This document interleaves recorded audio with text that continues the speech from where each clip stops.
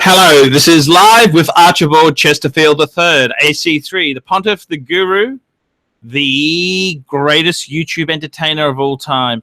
Today I'm asking the question, is Bangkok too expensive?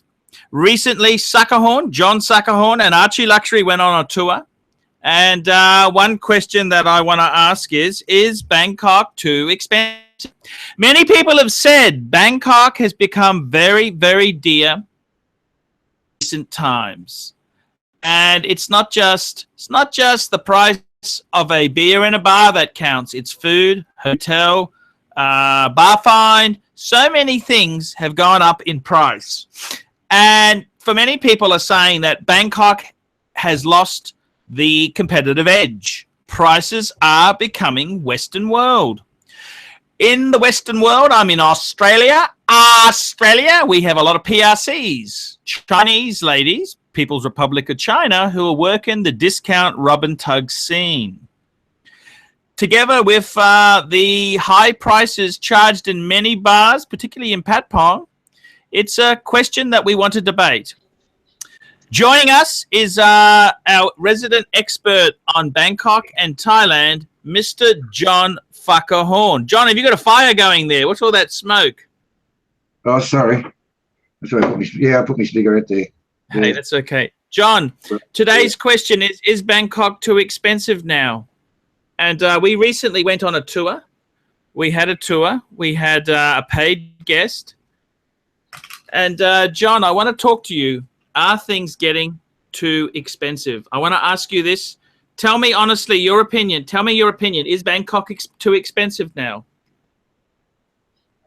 Well, it depends on how much money you got, isn't it? Well, I saw I saw the Bangkok was the cheapest, place in Bangkok, cheapest place in Southeast Asia to go and stay, as far as food, accommodation, and per daily rate, an average hotel rate, and a comparison of holiday. The Bangkok was the best, but it depends on they talk of hotels, paying about $50 a night. You get quite an acceptable hotel, but that's Bangkok. There's plenty there. There's plenty of bars in Bangkok. Yes, but the prices are no longer cheap, John. I've got to be honest with you. In Australia, we have a lot of PRCs who are into the discount rub and tug scene. And I got to be honest with you, their full service in Australia isn't much different to full service in Bangkok. The prices are no longer discount and cheap. And I'm a bang per buck person. I'm a... You're right. You're sort of same price, but the difference is, what you pay for half an hour in Bangkok, what you pay for half an hour in Australia, goes over the course of 2 hours? Well, 3 or 4 drinks. 3 or 4 drinks more. You might sit in the bar all night with someone. Then you go back to your hotel room and pay your $100, your $2,500. Now, John, gone are the days where the expat could turn up with half a dozen kangaroo skin purses and 20 blocks of Cadbury chocolate. Yeah, the Americans fuck that. The Yanks fuck that. They started giving them $10 notes. Oh, I see. The Yanks fucked that right up. They started giving them $10 notes for a fuck. So what do you want to do that for? Give them a piece of chocolate. They don't know shit. Fair dinkum. The Yanks fucked that. That was years ago. 30, 40 years ago, the Yanks fucked that up. During the Vietnam War, they started giving them $10 notes. Oh, yeah. Used to stay from a week, you feed them, that was enough. Feed them, you feed them, they'd be happy. Treat you like a king, be better than any wife you'd have. But, that was old style Thai women. They aren't like that now.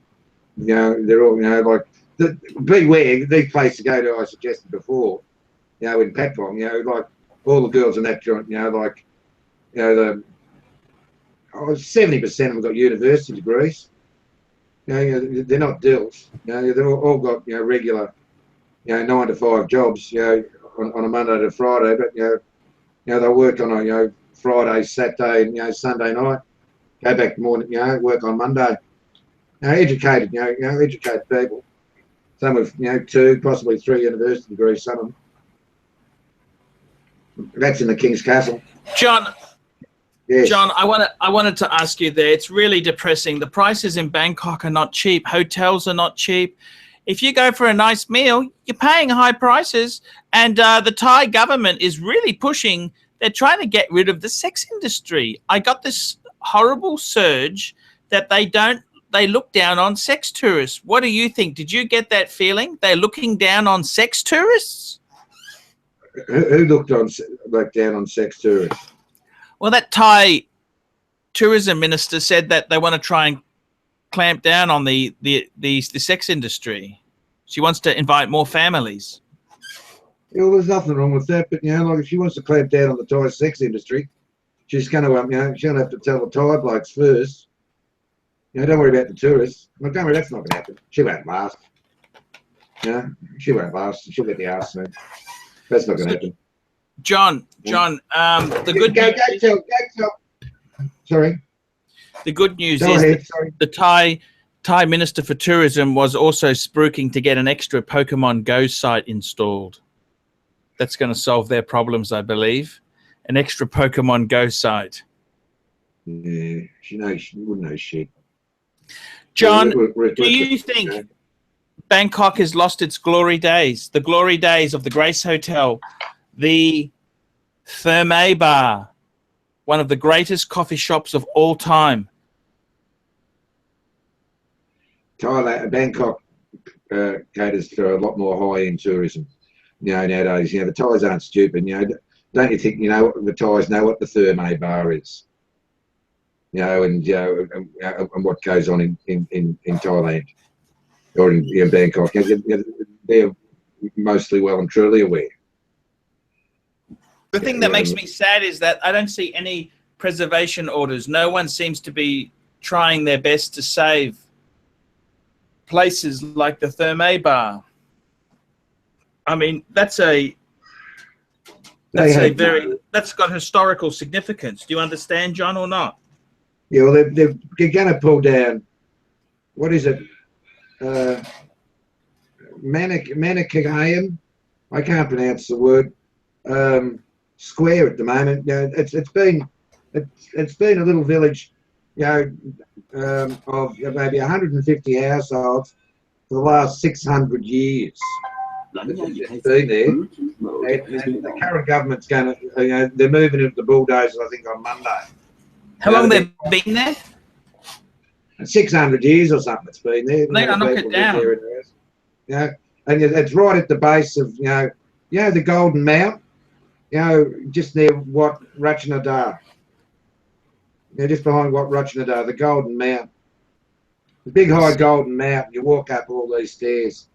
Anyway, it's right next to that. They're going to bulldoze that. Why is that? Oh, they reckon it's unsightly or something. John, Thailand. The other thing they've done is they've gotten rid of a lot of street vendors. How is that impacting Bangkok? In Pottenham they have. Because you couldn't walk up the streets of Pottenham because of the street vendors, and it would make it difficult to walk to an extent. It's a lot easier to walk up there now, and the people who own shops there, who people come there to access the clothes shops. It's the Thai people there that access the food vendors more so than the tourists. It's very sad. I'm seeing some very sad things, John. Thailand is changing. It's turning very upmarket. Have you been to Singapore? Did you ever go to Singapore in the 80s? Did you see that hotel? That room you stayed in Bangkok, that was a very upmarket room for the price you paid, wouldn't you say? I would. Did you ever go to Singapore in the 80s or 70s? Yeah, went to Boogie Street a couple of times. Tell me this. Was Thailand a bit like that in the 70s now? Like they had more vendors and stuff in Singapore, or was Singapore never like that? Was Singapore like Thailand? Yeah. Boogie Street was very sort of similar to what Pat Pong was in the 70s. except there was a lot more bars in Patpong than what there was in Boogie Street. And what happened to Boogie Street now? They closed it down years and years and years ago. So what's there? Oh, I don't know, nothing, I think. Not Orcas, not anymore. Oh, I see. Why is that so? Well, go and ask Lee Kuan Yew. He was the Prime Minister at the time. He closed them down, yeah. You know, like, I see. You know, he tried to make it, a little, give a more respectable image to the town. What about 4 Floors of Whores? Yeah, well, that's there, isn't it? I see. That's there, isn't it? 4 Floors. Yeah, I haven't been there. I haven't been to 4 Floors. I haven't been to that joint. You've been there, haven't you? Yeah. You got footage from there. Yeah, that was good. Yeah, it wasn't that great, John. I got to be completely honest with you. John, is Bangkok over? What is the saying? Cambodia is the new place? What's going to take over from Bangkok? Tell me this. Nothing takes over from Bangkok. If you have money and insight and knowledge, there is nothing you can't achieve, or purchase or buy. If you know, the Thai way of life. You've got money helps certainly in Bangkok. No point going to Bangkok if you haven't got any money in your pocket. And it's like you're on holiday. I don't see the point of scrimping and saving. I don't mind. Looking for an economical hotel. Like the hotel I stayed in the last 3 nights I was in Thailand. The king died while I was at this joint. I was at a Ratchanadurm. It was Grand Central Plaza in Ratchanadurm. Grand Central in Ratchanadurm. It was a $450 room or something. I think I got it for $150, $160 a night. It was beautiful. That's a lot of money, John. That's a lot of money, but it was fantastic with my wife and my little boy. And I think one day we had about 16 of the family in there. We're all eating in there. Well, they came. I went out. I went to the King's funeral procession. They all stay there at 8, and I went out. I was a stupid one. I didn't get home until 7 o'clock at night. I was fucked. Got there at 11:30 in the morning. Sat in the sun on the ground from 12 o'clock to 5:30. And the best thing I could see was a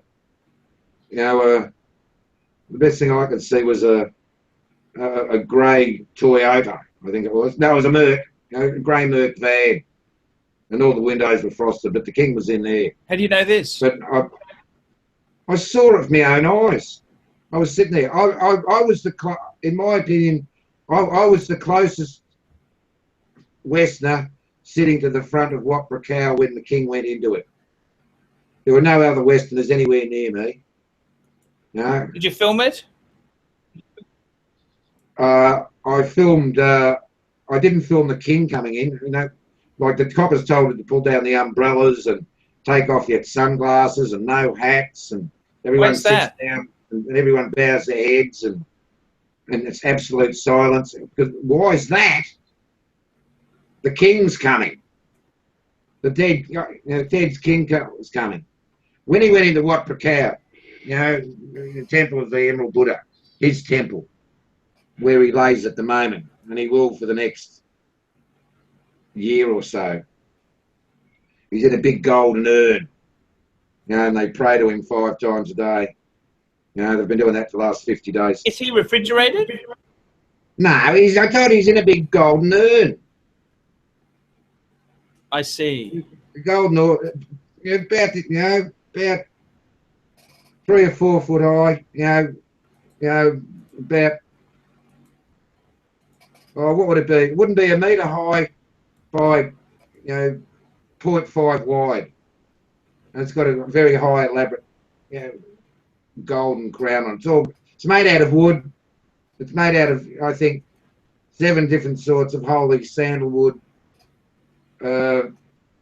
from a royal forest, and it's all covered in gold. But they'll burn that. Well, they burn that. They're doing that in Sanaan Lawn at the moment. They're making they're just starting to excavate the site. They reckon it'll be finished September next year. And they'll put that, this urn in there, this golden urn in there, and they'll burn it. They'll burn the king. It'll be a big day. When does the new king take over? Thursday night he took over. Wednesday night. Wednesday night. We've got a new king of Thailand. Oh, he has taken over. Long live the king. Long live the king. King Maha Vajiralongkorn. So this is the son has taken over. He's the king of Thailand, Rama X, yes. I thought they were going to have a year of mourning or something. Yes. Now he won't. He's ascended the throne. He's now the king. He's now regarded as the king. They would. What happened? Won't have his coronation ceremony until after the official rites for Rama IX. King Bhumibol. What happened to General Prembut? Oh, he was one of the three who declared him to be king on Thursday night.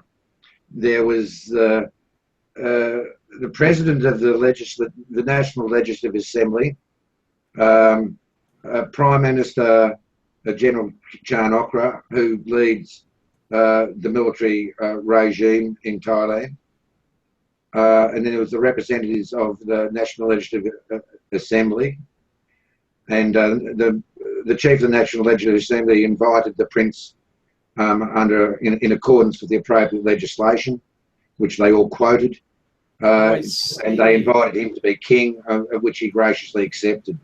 So we have a new king of Thailand, Rama IX. He won't have a coronation ceremony, which will be very fancy, I imagine, until after the king is cremated. Until final rites for the king, but that'll be over 12 months. So this new king, he's now the king now. That's it. He has the powers and that. Yes. Yes. I see. Gotcha. He's very good for Thailand. The Thai people want him to be king. Like you see in the press, like he's a playboy and he's had 3 wives and 3 marriages. Well, can you blame him? Can you blame the poor bastard? Can you blame him? Not one bit. I mean, if you were a prince, would you play around a bit? Look, he was declared to be, the crown prince when he was 21. He's been waiting 44 years, almost as long, like he's 64. How old is Prince Charles? He's been, since he was born, he's been realised he's going to be the king of Thailand. So he's been waiting 64 years for it to happen. Don't worry, he'll do all right. He's an Australian soldier. He got his education in Australia. Went to King's College in Sydney, and got his university degree from Duntroon. He's a highly respected soldier, the King of Thailand. Wow, that's amazing, John. It's Excuse me. Yes, that's okay, John. It's you're live on the ArchieLuxury program. You're live with ArchieLuxury and John Fuckerhorn. Yeah, sorry. Who was that ungrateful sod? None of your business. No worries, John. Okay, John, that was a great little show. I'm going to wrap this one up. We're going to start another one. Yep. Is Bangkok too expensive now? Of course it's fucking expensive. I think... just 1 minute. Yep. Is Bangkok too expensive? I really don't think it is. No,